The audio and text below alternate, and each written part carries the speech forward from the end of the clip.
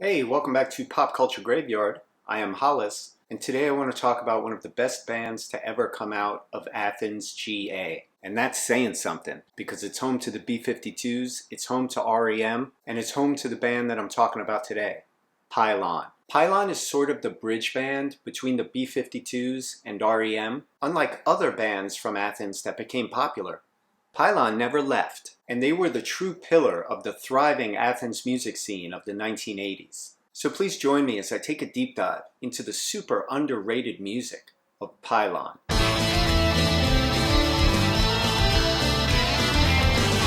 Before I get started, I just want to give a quick shout out to my latest patron. Thank you, Lang. You are the man. You are the pride of Queens, New York, and I appreciate you. If any of you would like to support the show, please consider joining my Patreon. It's at patreon.com/popculturegraveyard.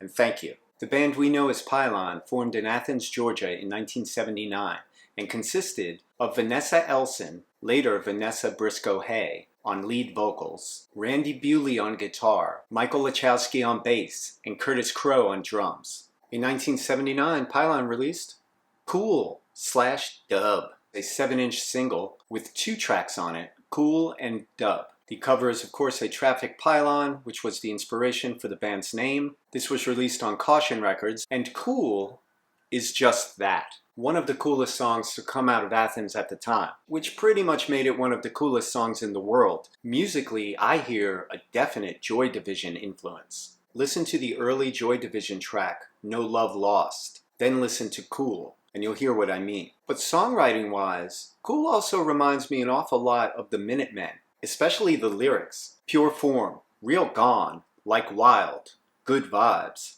everything is cool. Those are very D. Boon-like lyrics. Cool is the easiest way to see if you like Pylon or not, because the song features everything great about Pylon, and it sets the tone for everything else they'd ever do. On this single, the band laid down their formula that they would ride to success on all subsequent releases: prominent, danceable bass, jittery staccato guitars, metronome-like powerhouse drumming, and the beautiful yet snarling vocalizations of Vanessa. The other track here is Dub, and true to its name, it's funky as hell. Vanessa's vocals are really raw, and the guitar is very Gang of Four, and it features a lyric even Lee Scratch Perry would love. We eat dub for breakfast. That snarky lyric was born of a review of the band's live set opening for Gang of Four, where Interview Magazine's Glenn O'Brien said that the band sounds like they listen to dub for breakfast. This 7-inch is a seminal American post-punk release, and if you like it, you can easily find it since it was re-released a couple of years ago for Record Store Day. By the way, Cool is the coolest song ever used in a car commercial, which happened in 2016 for Lexus. I ain't mad at the band because they never sold out, and they deserve to make a little money on the back end. In 1980, the band released Gyrate, and it came out on DB Records. By the way, this album sounds fantastic. Pylon's records are mastered beautifully, and the design of their albums have a lot more in common with British post-punk bands than Americans. The band even sees fit to include lyrics, so you can sing along while you dance along.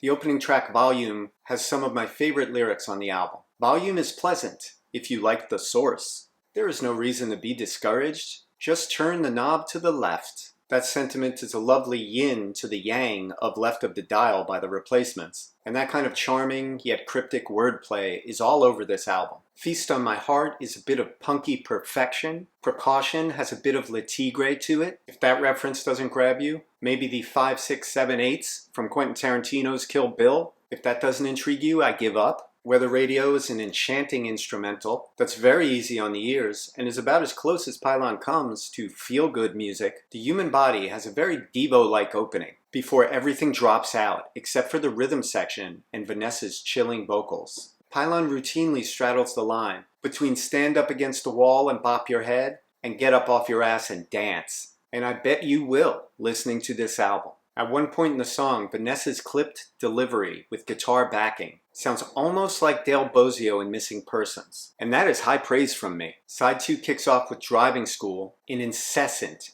irresistible track. With lyrics so childish, they will win over even the most cynical of listeners. The song simply spits out driving-related jargon: dashboard, floor mat, spare tire, lug wrench, AM/FM. Charming as hell. The track Gravity lays down a solid bottomed groove, over which Vanessa vocalizes about the irresistible qualities of gravity. The track Danger sounds like it has a little bit of Public Image Limited in its DNA. Gravity also sees the guitarist Randy add a little distorted bottleneck guitar to his arsenal, and the result brings nice variety to this almost dub-sounding track. The track Working Is No Problem is Pylon's Wichita lineman. Yes, I went there. And it sees Vanessa sing about being stuck in a dead-end factory job, putting things in boxes, while her mind wanders to thoughts of science and race car driving. Album ender Stop It is, in my opinion, Pylon's greatest song ever, pairing one of the band's hardest rocking riffs with an electrifyingly ragged vocal from Vanessa.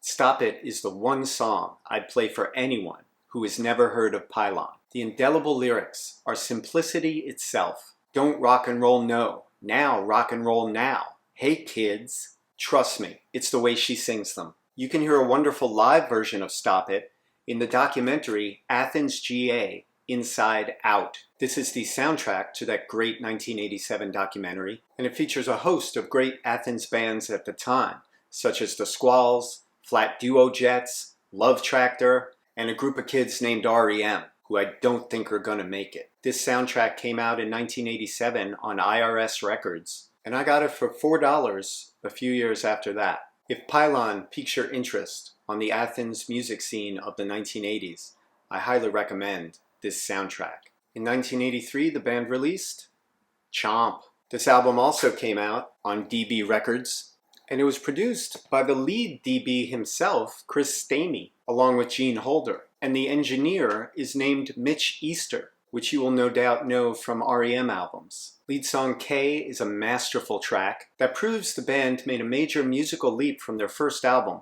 without sacrificing their signature sound. The song slowly builds up, and the guitar on the track reminds me of the best of Keith Levine's work with Public Image Limited. Yo-Yo's repetition never gets old because the song's rubbery groove is so damn laid back and sexy. The music even has just the right amount of craft work in its sound, and the metaphor-laden lyrics to Yo-Yo are brilliant. You got me on the end of a string. You throw me down, but you won't let me go. You got me wrapped around your little finger. You know I gotta come back. Those are killer lyrics. What more do you want? The track Beep showcases Randy's very inventive, scratchy guitar sound, a sound we'd hear years later in bands like Scotland's APB. The video for Beep is endearingly lo-fi, and I'm going to put a link to it below. I believe MTV's 120 Minutes played the video exactly one time. It's adorable. Italian Movie Theme is a gloriously cinematic instrumental that paints enough of a sonic landscape that it doesn't need words. The next track, Crazy, is one of the band's best songs. So much so that R.E.M. covered the track and did a wonderful job of it, which can be found on their Dead Letter Office. I mentioned that cover version in my R.E.M. episode, which you can reach by clicking above.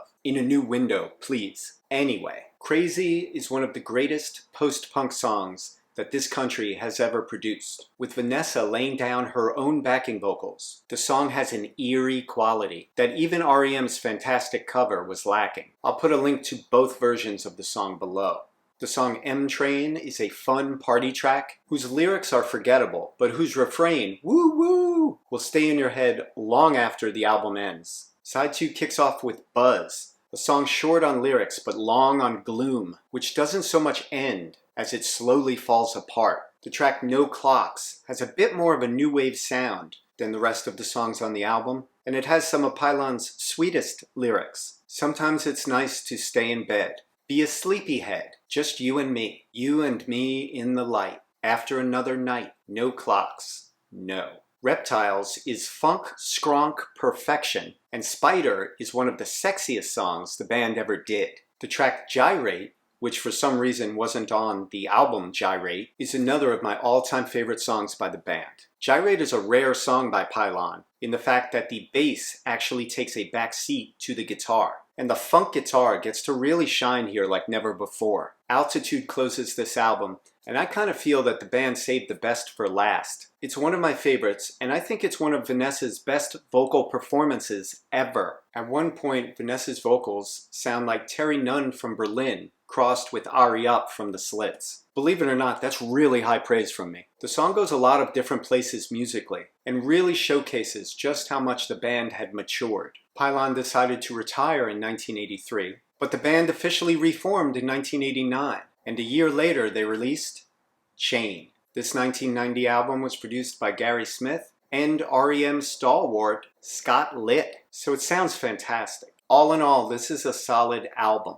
even though it's missing the magic of early era Pylon. Look Alive is a great opener, with the same spacious soundstage, haunted vocals, and funky bass you remember from this stunning unit. Catch has some of the most sinister bass on the LP, and has a guitar sound that reminds me of some of John McGeoch's darker work with Susie and the Banshees. B-Complex is an infectious instrumental. Sugar Pop is a fun but flimsy pop song. There It Is as close to a top 40 song as Pylon gets. Springtime's guitar sounds like Sunday Bloody Sunday speeded up to 78 RPM. And I love it. This/that sounds like Pylon covering Pee Wee Herman's favorite song, Tequila. The track Go harkens back to the classic days of the band, with some of Vanessa's best vocals on the album. Crunch mixes post-punk rhythms and rock guitar, and the results are stellar. The track Sloganistic is a manic end to this comeback album. Bottom line, if you've already exhausted Gyrate and Chomp,